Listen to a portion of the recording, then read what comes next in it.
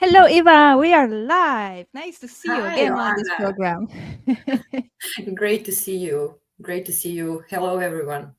It's been, I believe, almost a year since our last session. And Yeah. usually, when we did this, we're like, I would like to talk more or less with everybody after a year has passed just to see what has changed. So I'm very, very excited. I have so many questions for you.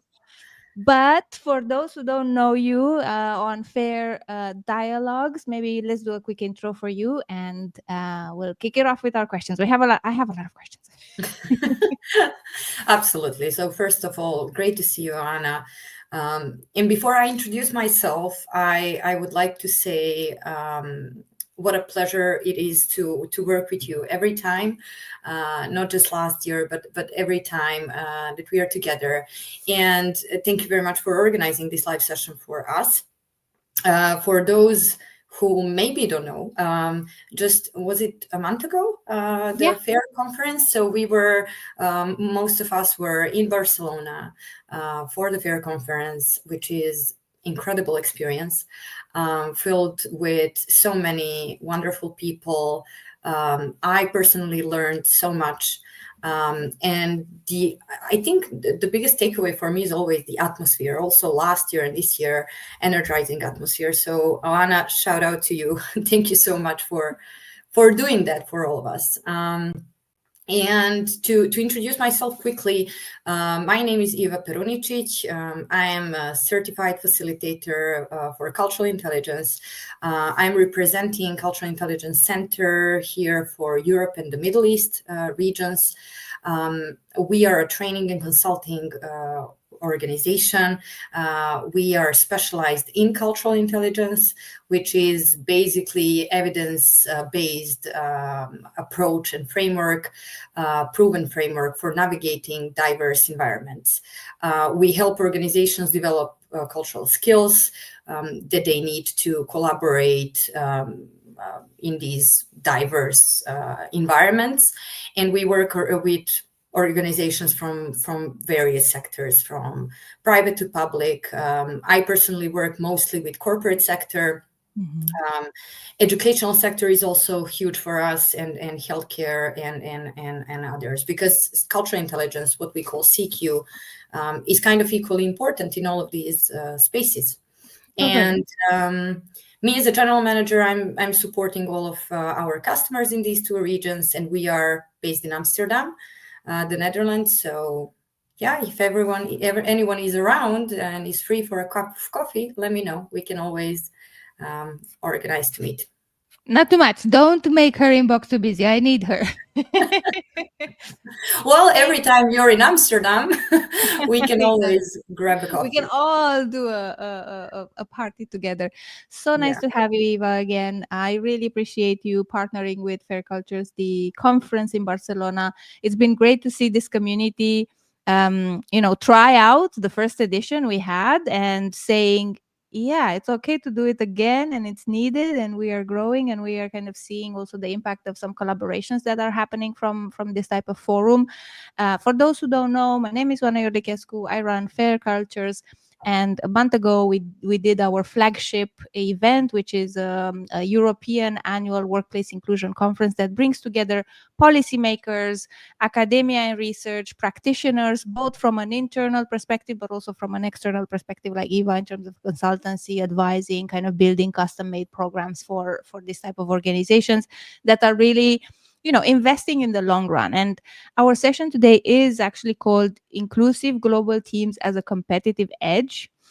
I do think there are a lot of sessions, a lot of content around the idea of employee experience and in general inclusive environment, but more and more I think we do need to recognize the value of diverse and inclusive teams when it comes to just conquering the world, if you want it like that, whether it is innovation, better team collaboration, faster resolution and problem solving, or more interesting or adapted problem solving. And I know we both work with clients that are in general very convinced of that, but that doesn't mean they don't bump into the challenge all the time when it comes to Yes. let's say, working with new teams from new regions or cultural background, when it is to work with clients from new regions and develop new markets.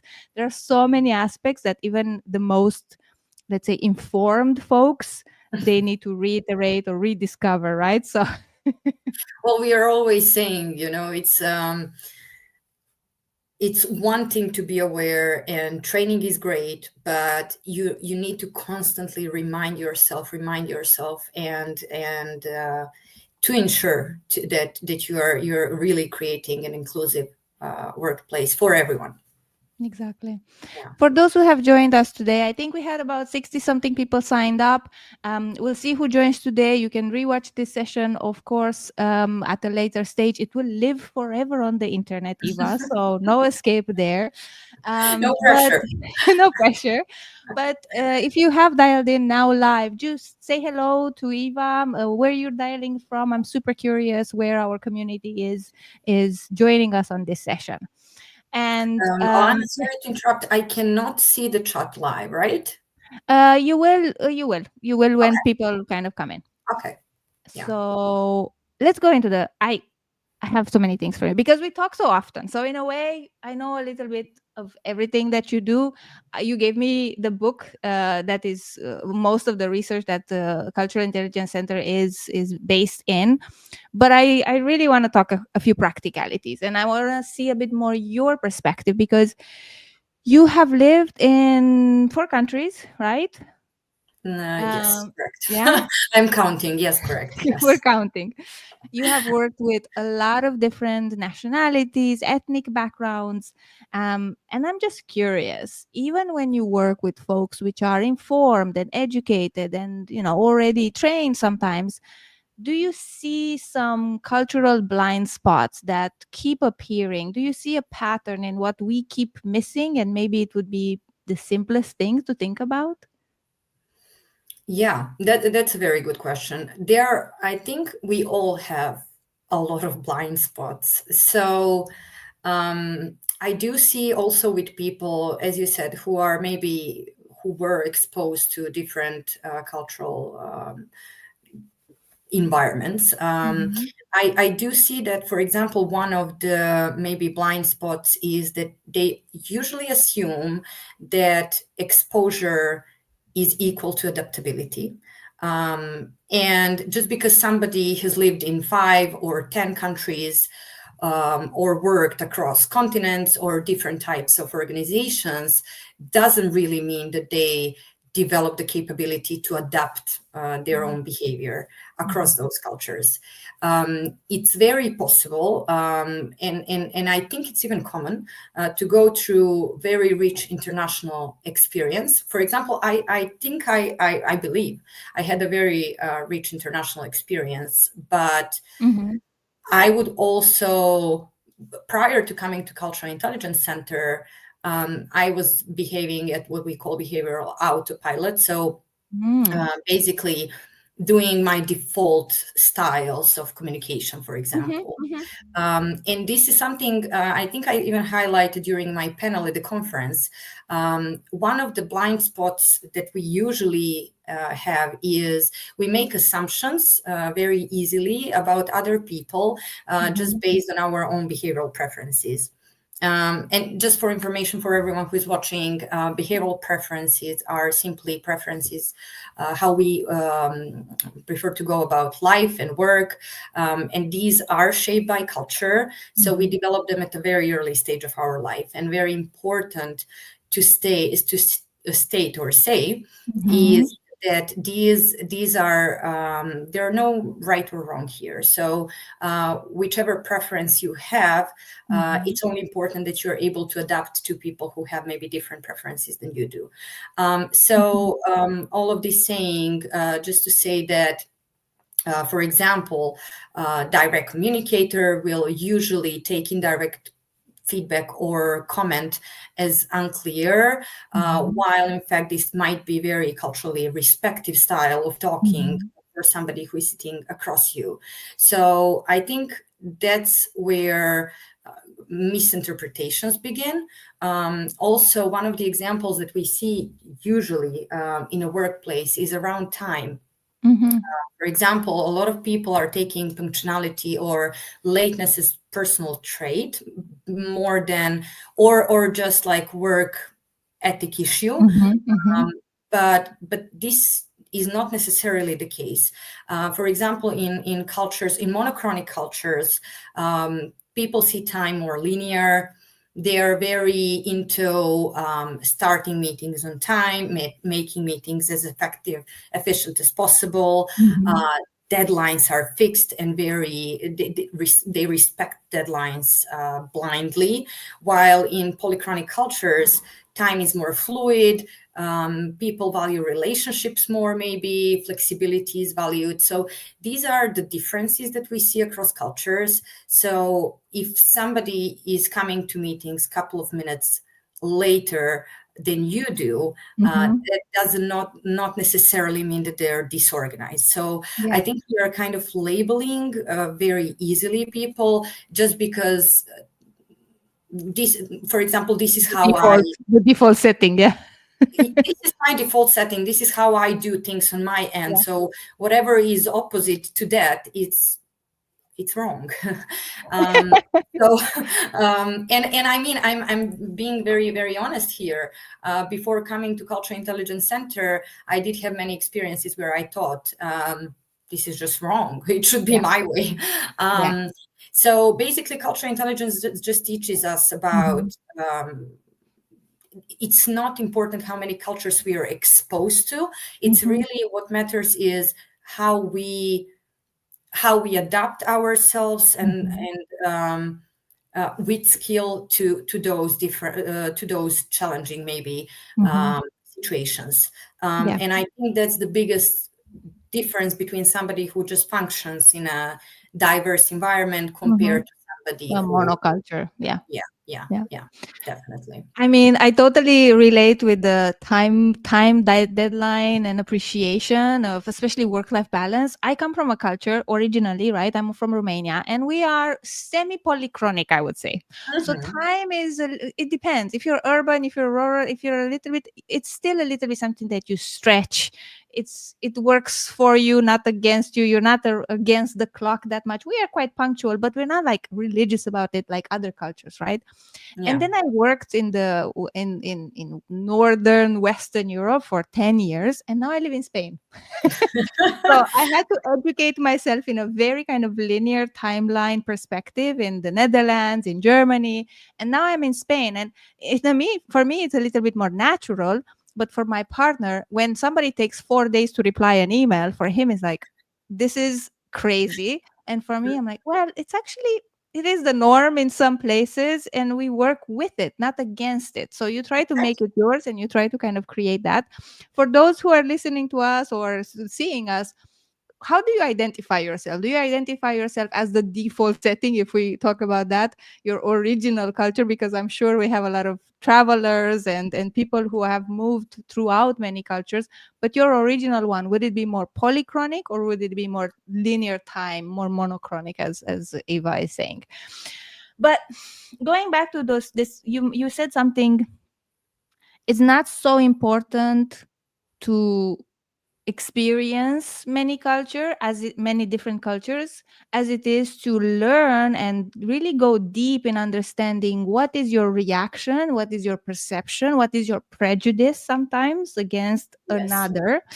And I'm very curious somehow, if we take it back to organizations, where Hmm. does the change start happening? Because it's true, a lot start as a monoculture, the headquarter where it was founded, the founder-led organization. But then as we globalize, as we move through distributed teams, as we move through offshoring, nearshoring, etc., people get challenged on how should my culture look like if I want everybody to thrive, not just those who have launched, right? Like, what's the what's the switch?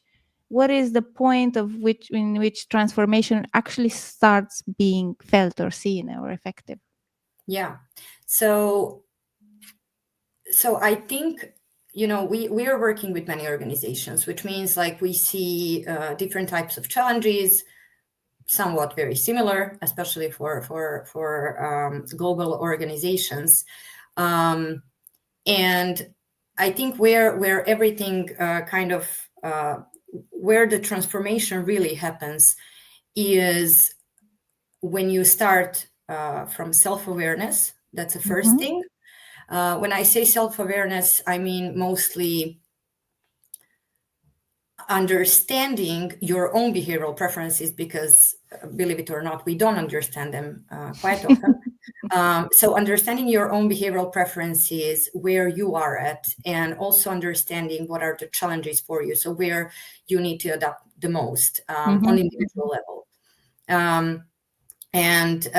So when it comes to organizations, I would say there are multiple factors Yeah. that kind of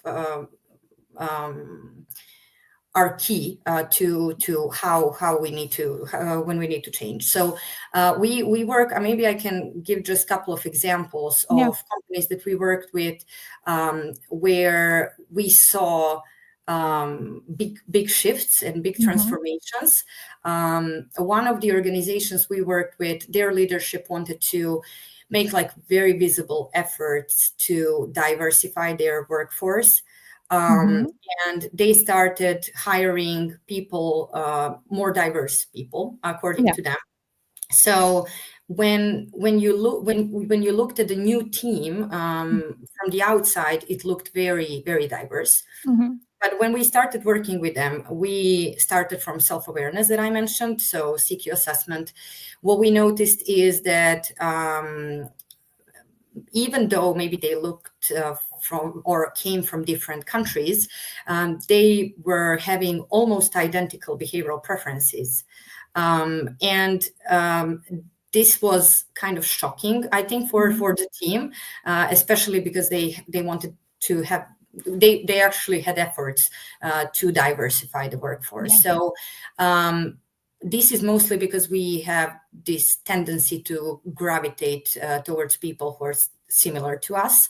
And in this case, for example, they had to have this understanding in order to implement some actionable items. And then they started using CQ assessment in hiring processes in order to ensure that they really understand who they're hiring and if that person is what they're looking for at the moment.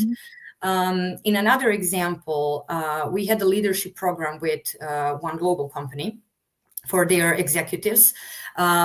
And sorry, I think it was for future executives, because I Okay. know that they wanted to, Emerging leaders. Yeah. Mhm. yes, and they wanted kind of CQ to be a core of their development journey. Mhm. So these participants, we didn't just, of course, provide them with a framework.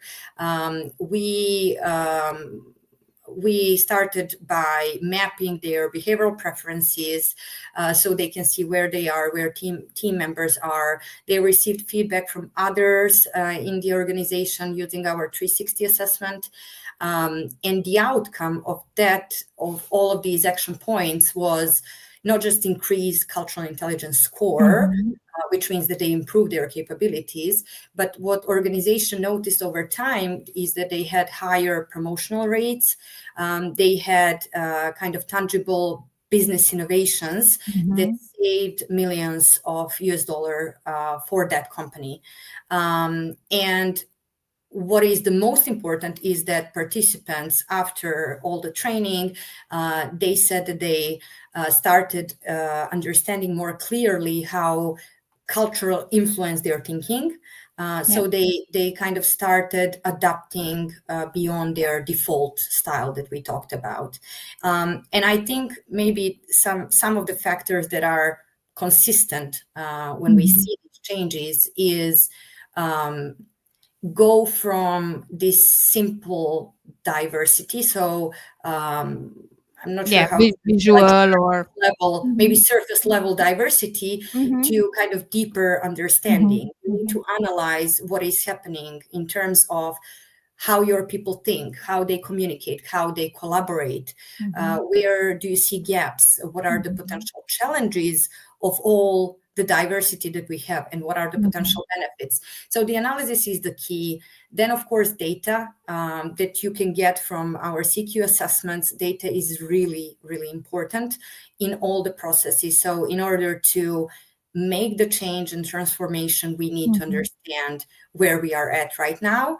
And then I think from what I could witness, it's usually leadership involvement. Mhm. When I say this, I mean somebody who is more senior to be like a sponsor or champion, who will start promoting cultural intelligence inside of the organization, Mhm.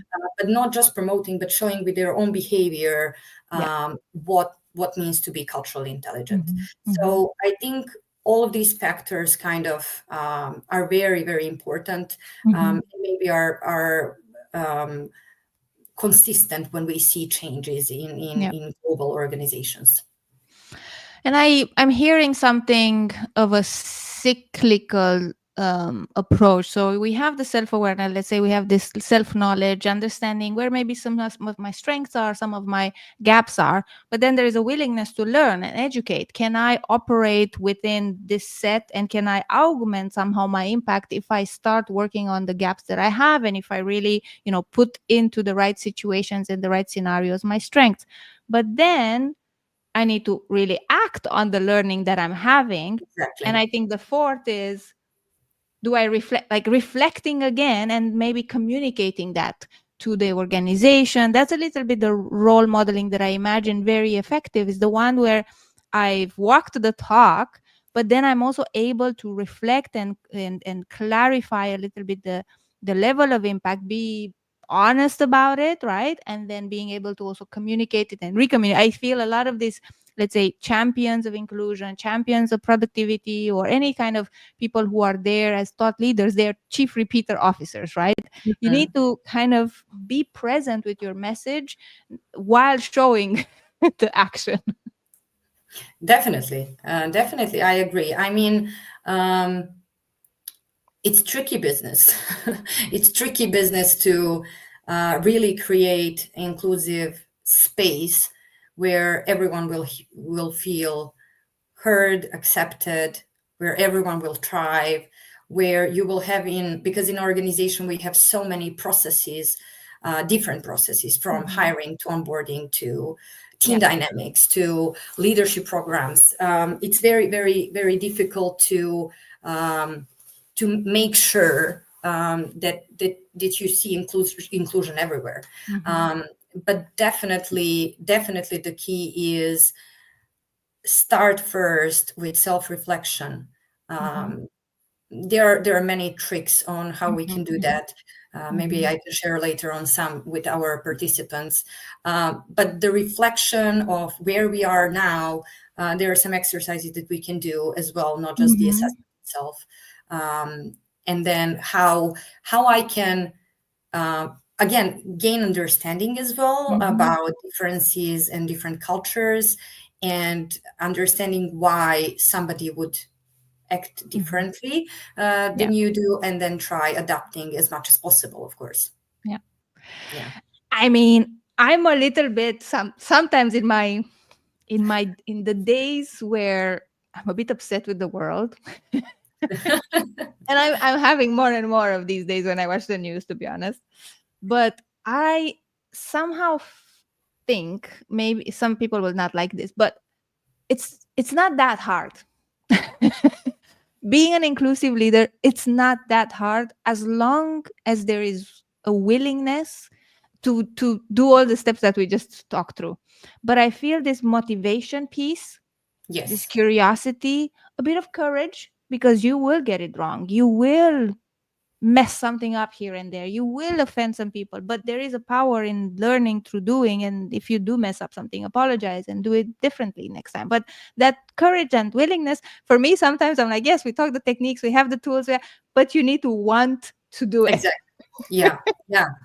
I completely agree. And this is the part that sometimes we do miss. But as part of cultural intelligence, this is always the first step. So the first capability of our framework is actually what we call CQ drive, the motivational Mhm. part. Okay. Um, and this is what we work Yeah. on with our participants, Mhm. because as you said, in every journey you will have ups and downs, Yeah. and even if you do something wrong, it's kind of maybe easy to get demotivated. Mhm. So in order to really make the change and impact, you need to be consistently motivated. You need to work on your motivation. Yeah. And the research shows that, which is a great news, that we can work on a motivation Mhm. and we can improve it. So Yeah. yeah, I absolutely agree with that point. I think we need to create like an inclusion gym because it's a bit like going to the gym. You need to like get yourself motivated to get out of bed, but once you've made it, you're doing it, right? You're doing the exercises, you're building muscle, you're building strength. It is a bit like that. Anyway, I am going across, but I want to come back a little bit to you because I'm quite fascinated by your personal experience as well, and your background is more academic, right? And I'm always fascinated by this combination of people who, in general, in more traditional societies and Mhm. economies, academia stays with academia, professional commercial stay with professional commercial, etc., right? But I see more and more of the digression of the let's Mhm. jump ship backwards and forwards, and I love that. I think this is exactly what we need. This is, very well, this is exactly what we push at the conference. We need that big picture from academia and that structured approach and the data driven kind of overview, but then we need people to apply it, and I feel you've kind of, betrayed a bit. I don't know if that's the right word. I don't think so. But you've exited that field and you moved into this one while they are widely connected by the idea of that, like, they're research based, right? And they're data Yes. driven based. Yeah. I don't really know what my question was, but like I'm a bit fascinated of your personal experience from moving from this academic background into something that is, so punctual client by client. Yeah. So not sure if this is a good topic to start. We will talk about this too long. I'll try to be short, You have but 5 minutes. uh, time it. No, the important thing that I didn't say today is actually where I come from. I come from Montenegro, which is a very small and very homogeneous environment. And when I decided, first, back home, we never actually had any talk about cultural differences, to be Hmm. honest. Like, I never heard about any kind of cultural competencies or differences or any. I didn't hear about these topics while I was living in Montenegro. I was lucky to be able to travel with my parents quite a lot before I went for my studies, but I was just exposed to different cultures from time to time, not very often. And then I went to the uni, Hmm. where I had classmates from all over the world, and I must say that that was kind of challenging. And I even remember a story from my master studies. I had a group work with people from India, China, France. Hmm. I cannot really remember who was there because it was a long time ago, but I know it was a very diverse group, and there was so many diverse dynamics in that team, and we had to figure it out. We had the task, we had to do the project. For example, one student was not very vocal. They were waiting to get kind of tasks to Hmm. do, and then we had another one who was extremely task focused, not really patient when it comes to maybe slower decision makings, and it was really really challenging. And Hmm. this experience, I remember, I was trying to figure it myself what's happening, but I that experience showed me kind of how global teams are. Hmm. The diversity is great to have, Hmm. but if you don't know how to navigate it, you will be in a problem. It's And painful. it's very painful. It's very so. Um, if organizations are just hiring for that demographic representation, um, they will most probably face big challenges. Hmm. For me, one of the real tests, to be honest, even after, because I did um, my master studies in France, And then I came to the Netherlands, where I'm Mhm. located now, and I started my first corporate job. And that corporate job was for Japanese company. They're Mhm. headquartered in Japan, but they head office here in the Netherlands. And I remember I had in the beginning of my employment, I had a question for our headquarter, and they thanked me and they told me we will come back to you soon.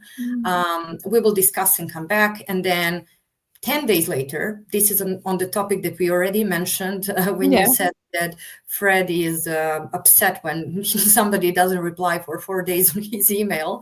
Um, um, I basically didn't know what's happening. I thought they forgot about me. And then I got an invite to join Mhm. the formal meeting. I think there was 7 people. Mhm. Only one was speaking for the group. And it was a very, I must be honest, stressful moment for me because Yeah. I thought I did something wrong.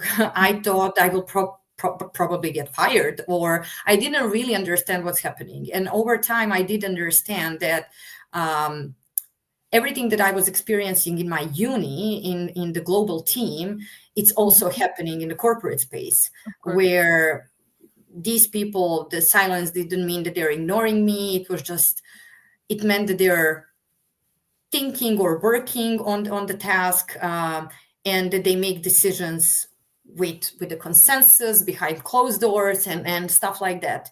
And that's why I really believe that um, it's crucial to have cultural intelligence also as part of every student's journey, Mhm. because we are taught many things at universities, but then you get to the workplace, which inevitably nowadays you will work in a Very company that money cultural, yeah. exactly. And Mhm. if you're not equipped on how to navigate this, it's really difficult. Mhm. And I Mhm. think students need to be better prepared than I was when I started my first job. Yeah. I'm Um, doing my part there. I'm doing my part there. And our friend Claudia Isa, yes. she was at the conference last year and she was very kind to invite me. She teaches at the University of Autonoma Barcelona, Mhm, cultural collaboration, cross cultural mhm, collaboration, and intercultural work. And she invited me a few quarters in a row to talk to, it's a study abroad program. And mhm, they're all, 19, 20 years old, and they're almost to go into the mhm, workforce, and they're very scared, they're very worried, they're mhm, very anxious, rightfully.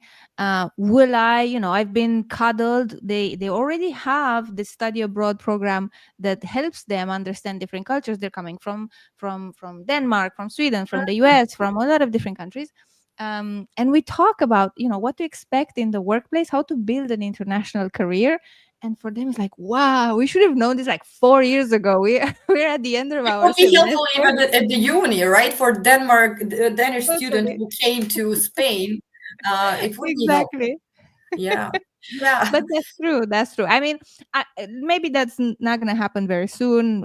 Official, state programs are very slow to change. But I do see more and more organizations that are embedding some of these principles that we're talking about here in their own boarding. And I Yeah. feel that's a good start to build that psychological safety, that self awareness, that understanding that, yes, your current default setting, your assumptions might need to be left at the door. Check in with the people in the room, and then kind of figure out how to make sure that you include people in the conversation and create that space. You do quite a lot of work as well around psychological safety. This is said and this is shown in a lot of research that is the basis of change, right? This idea that there will be no retaliation, there will be a level of honesty, let's say so, in what people share, and there will be a level of appreciation for what people Mhm. share and how they do things. What's your take here? Um, so everyone tends, well, everyone wants or aims to create a psychologically safe environment at work, right? Um, but again, there are multiple things that we need to understand. For example, maybe let's try to shift our approaches from this is the one that I see quite the most. Mhm. So I will use that as an example.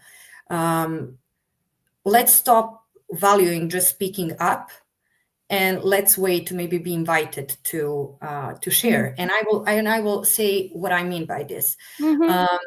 Mostly what I see in companies that I worked for in the past, but also across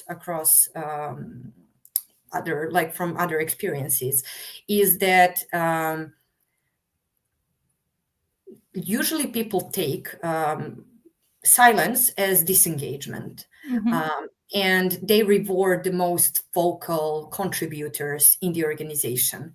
However, many culturally diverse teams will have somebody who is maybe more silent, and that doesn't mean that they are disengaged. This goes for my example of Japanese company. Then it goes to my example to some colleagues I work with at the uni, because in some cultures, for example, speaking up can be a very inappropriate and disrespectful, Yeah. and we need to understand that where people come from, and that maybe these who are maybe more silent, they also have a lot to say. We just need to make sure to allow them space to do that. So Mhm. where when I see kind of the change is when leaders are accountable for creating this kind of space. We worked with organization here. They're headquartered in the Netherlands, but and we did. I think I even shared this example at Fair. We when we started working with them, we had a group of managers, and we started Mhm. working with them, and we started asking them some questions, and most of the group felt very comfortable, confident Mhm. that they're very inclusive. Mhm. As a team. But then we had two people, both were part of minority groups, that didn't really feel heard or seen. Yeah. And from that moment, they, after taking assessments, they saw what are their blind spot, and then they started implementing some changes. These changes were not drastical, Mhm. but were small changes, like they allowed everyone to contribute to the meeting in writing after the meeting was Mhm. done. Mhm. They Mhm. invited people to reflect on what went well or what needs to be Mhm. improved Mhm. during the meeting, and they immediately seen change. The feedback was more kind of balanced. People started feeling much safer, even to speak up. So um, the point here is that psychological safe environment is not the same for everyone, Yeah. and this is what we need to know, and we need to constantly remind ourselves that what is psychologically safe for me doesn't necessarily mean that it's for you or for somebody else. And we need to, especially leaders, need to again challenge what comes kind of natural to them, Mhm. and maybe start practicing things like start slowing down the speed you're talking. For example, if you have a diverse team and people who are not native English Yeah. speakers, then again create space for those who maybe are not that vocal, so they have space to express themselves. Yeah. um, i I even have a tip for the audience, a personal tip that I tried, and I need to, I Mhm. mean, it's working very well, but I need to warn Mhm. everyone it can be painful. And that is, it was painful a bit for me. And that is just record yourself while you're talking or while you're presenting, and then rewatch, because you will Mhm. start noticing um, something that you didn't notice ever before. Your nonverbal behavior, the way you Of course. speak, the way you accent certain words, and all of this needs to be adapted even nonverbal behavior, especially when it comes to psychological safe environment. So there's no magical trick that will just, make your organization completely safe for everyone, Mhm. but we need to work on that hard, and remind ourselves that we need to understand what it means for somebody to have Mhm. psychological environment in order to create that for them. Yeah. And I so resonate with what your story was. We had this story very recent. Like we do some work with a large pharma company, and we were doing some sessions across Southeast Asia, East Asia, Europe, and then we're gonna move Americas and all this. Mhm. So different from how people interact with each other, how they interact with the facilitator. And for me, I think it's just very easy to imagine, especially in today's world, that we have multiple channels. Yes, we have our voice, like a physical voice that can go through this microphone into your ears, but we have chat. We have pre-prep documents, right, for meetings. We have post reflections. We have so many things, Yes. and we're not utilizing them enough because we have dominant cultures that are very loud, and they're very like pushing for a Yeah. certain way of opinions are said, but sometimes they're read, and that's fine. And my experience with this, personal experience, we had a very like diverse team, and culturally diverse team in Germany and the UK, but we kind of adhered to more or less the same norms of communication. And we had the styles of, yes, very verbal communication, very kind of expressive, also, like my face is now, right? And then we started working with our China team, Shanghai team, and we would have this big, roadmap strategic meetings. And the same, there was silence, there was a certain absence, considered absence, right? Perceived absence. But we knew that on one-on-one situations, the opinions, they were very challenging. They were very like, outspoken in a one-on-one environment. So we had to take what was the environment of a one-on-one. So this Mhm. maybe a little bit more focused attention, to take Mhm. it for a group type of setting. So we started making almost separate meetings just to make sure we hear and we have that input, because it was extremely valuable input. It was super helpful for everybody, and it was changing our team for the better. But without creating, as you say, slowing down in this situation, slowing down on how we were doing things, taking one extra half an hour every 3 months when we would do the strategic meetings, just to have that specific conversation with that specific group, it changed everything. And as you say, the way they felt afterwards, and their loyalty, their engagement, their participation completely changed as well. So better data on attrition, better data on actual productivity. So the it seems that you're slowing down, but you're actually accelerating. That's my opinion. That's my Yeah, reality now. absolutely. And some of the examples you shared,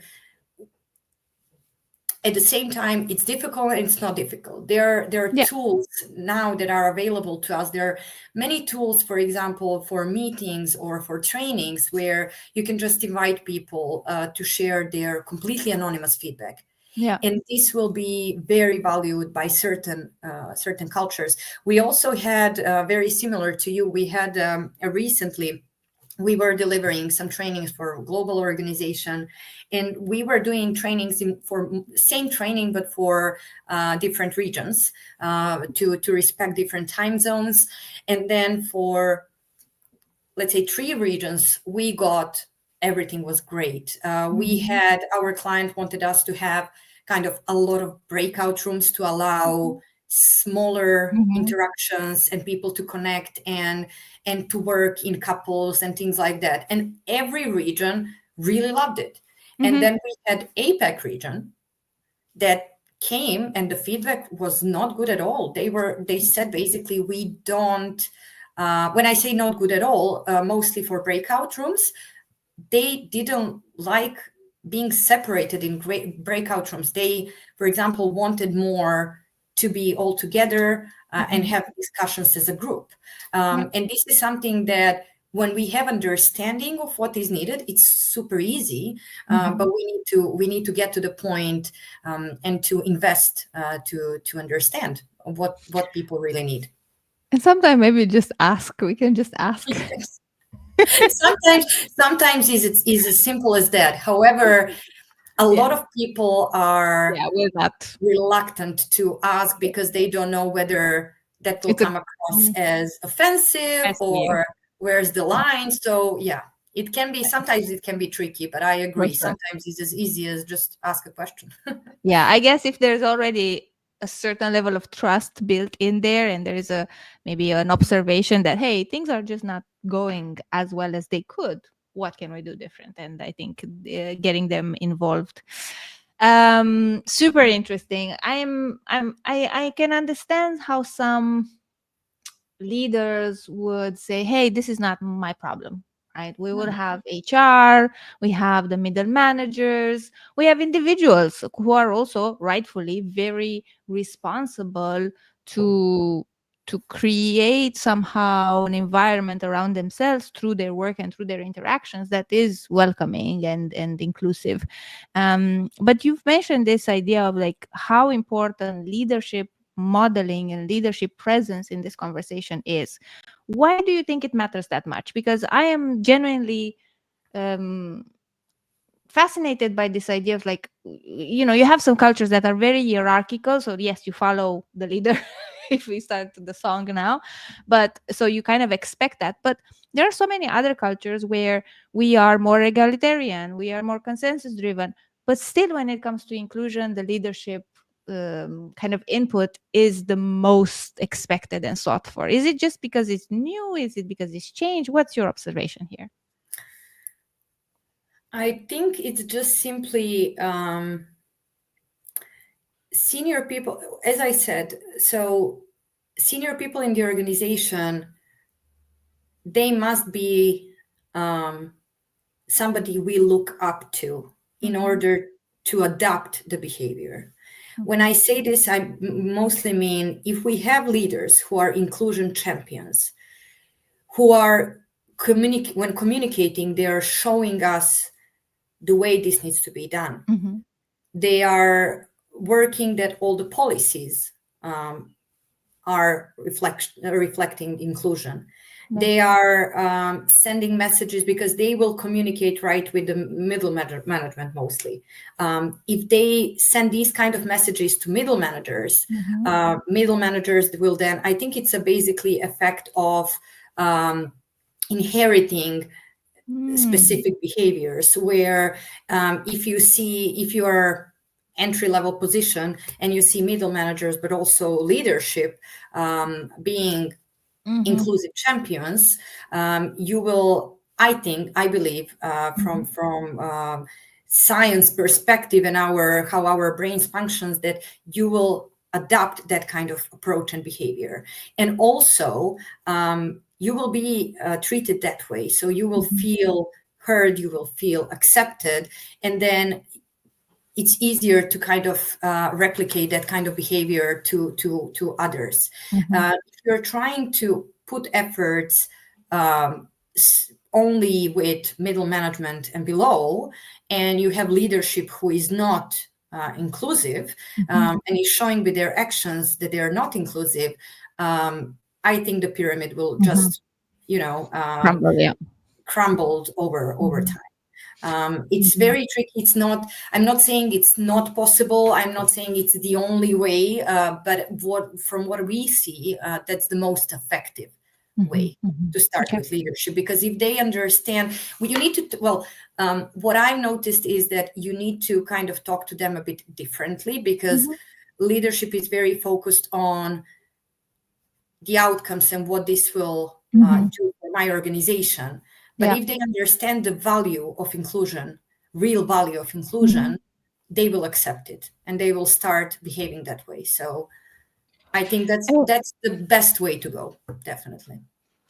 I can totally see this. And again, I have worked for the past 15 years in mostly consumer, so business to consumer, think booking.com, think Meta, think a Yeah. lot of stuff, right? Also B2B, but let's say they shape a lot their work based on the user, right? Or the customer. Mhm. And Yes. I feel this industry, tech or SaaS or e-commerce or any kind of thing that is exposed more to the actual world on the ground, on the Mhm. street, the leaders in these organizations have learned a bit faster that it is Mhm. impactful, that it is not necessarily just to the employee experience, retention, as we're talking, but to the user, right? To the experience that customers have, to my market share, to my revenue, etc. There is so much research out there that shows this particular like business impact. But I feel so many industries, let's say oil and gas. My Mhm. business is to extract petrol from the core of the world, the earth. Therefore, why do I need so much, right, diversity in my organization? And I think this there are some industries where traditionally, technically, this was not shown as much, or it's not so easy to Mhm. show them. I don't know. I'm just realizing as you were talking about these different sectors, and maybe not even industry, but like full sectors, that some are accelerating their implementation of cultural intelligence programs. Some are not even thinking about it. True. Exactly. The show is done. True. No, I'm just processing what you shared, and I want somebody to contradict me. I just want people to contradict me and tell me that everybody's open. It's just not. well, I mean, of course, not everyone I think is open to that idea, but I definitely think that we are coming to the point where more and more people are realizing it. Mhm. Um, because the fact is that, let's say, effective diverse teams will overperform homogeneous teams, for Mhm. example.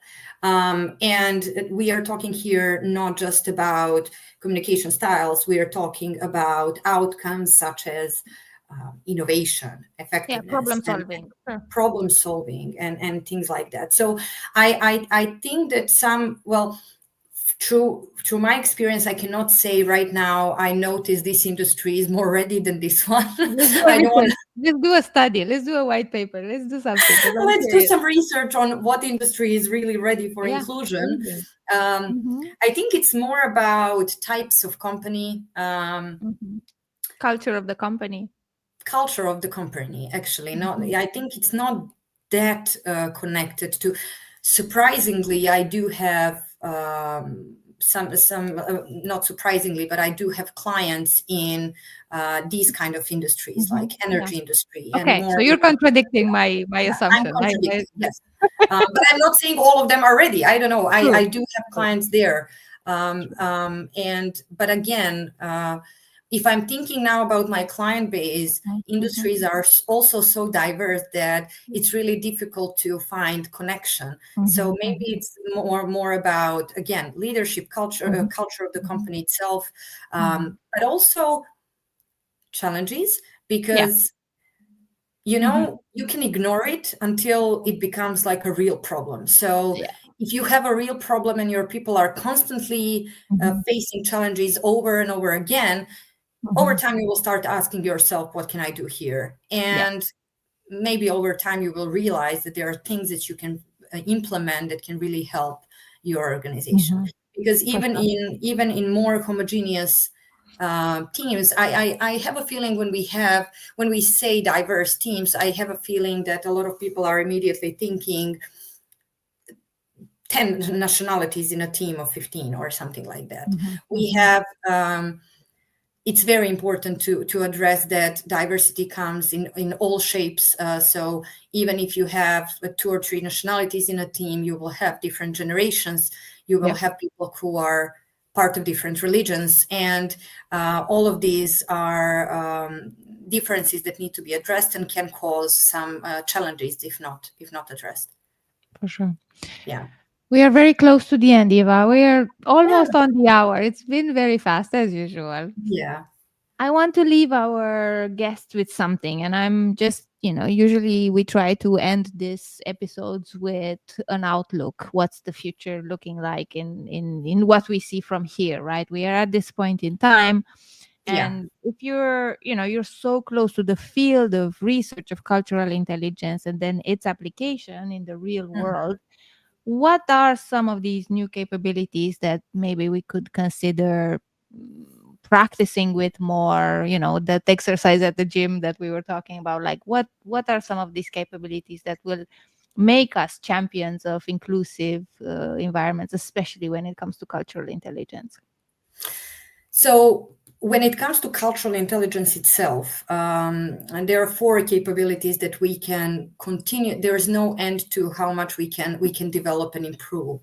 I Mhm. already mentioned two of them, I believe, or maybe just CQ Drive, which is motivational capability, our willingness and commitment to engage with people from different cultures, and this one helps people to stay motivated and stay engaged.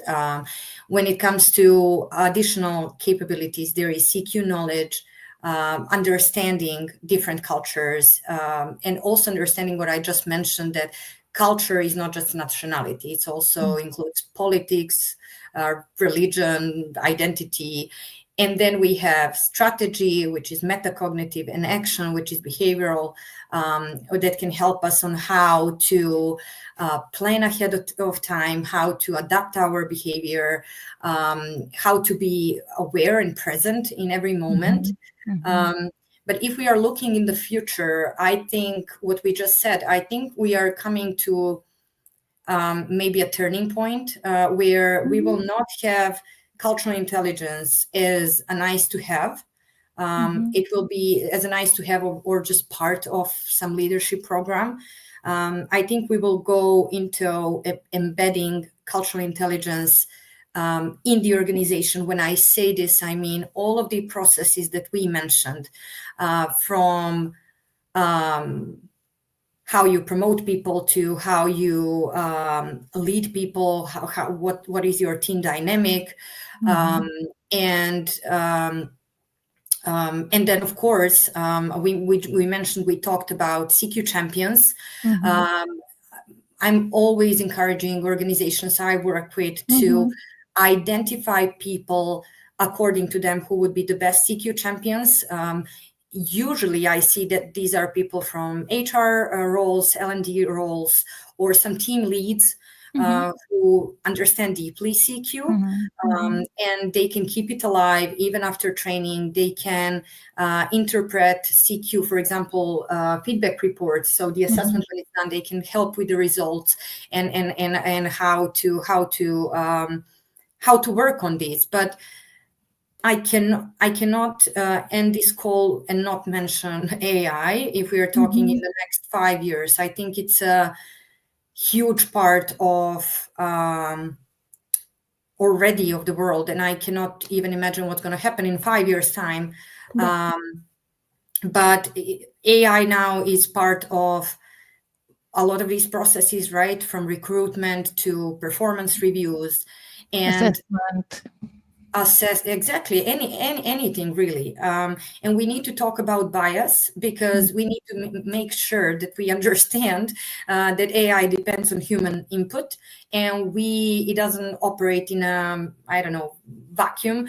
And we as people, we are biased, and it's not because we intend to be, but it's part of Yeah. who we are. Mhm. Biases are basically normal, standard thing that every of us need to have, and this means that AI can inherit these biases. So I would just advise everyone to be cautious, Mhm. because we can risk on a longer scale exclusion, because if AI is not using inclusive language, for example, Mhm. or it's not scanning resumes in an inclusive way, we can end up excluding people who might have huge potential. Yeah. So the important thing is cultural intelligence is a human skill, and it will always be. There's nothing that can replace that, but we need to be aware of all these factors and everything that is happening around us, because it's becoming a bit crazy. Intense for sure. Yes, yeah, yeah. Eva, thank you so much for joining us today. It was a pleasure again to debate these topics with you. And as usual, I'm learning so much from your experience as a human being, but definitely as a specialist in cultural intelligence. And I'm very, very happy we can stay close and share this knowledge in this democratic way with our community. Everybody who's joined us today, thank you so much. Do ask any follow up questions directly to Eva. Connect with Eva if you're not connected. That is very important. Eva, I hope we're going to see you again for sure at the conference, but Yes, of on this course. fair dialogues in a So year's time if would be great. anybody, yeah, if anybody missed the conference in May, please join us next year. And Anna, thank you so much for organizing this. I enjoyed our conversation, and likewise, it's always a pleasure. Thank you so much.